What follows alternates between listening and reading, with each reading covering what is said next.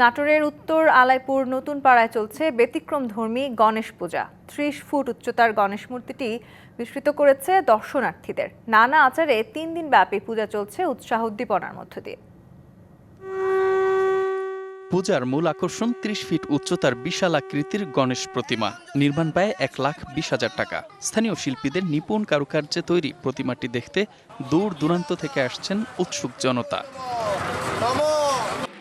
দর্শনার্থীরা এক বাক্যে বলছেন, এত বড় গণেশ প্রতিমা আগে আর কোথাও দেখেননি।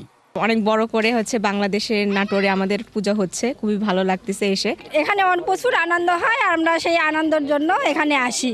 প্রতিদিন সন্ধ্যায় ধর্মীয় আচার অনুষ্ঠানের পাশাপাশি চলে সাংস্কৃতিক অনুষ্ঠান। এই ধরনের বৃহৎ আয়োজন নাটোরে এবারই প্রথম। দেশের হিন্দু ধর্মাবলম্বীদের মধ্যে ফেলেছে ব্যাপক সাড়া। DBC news desk.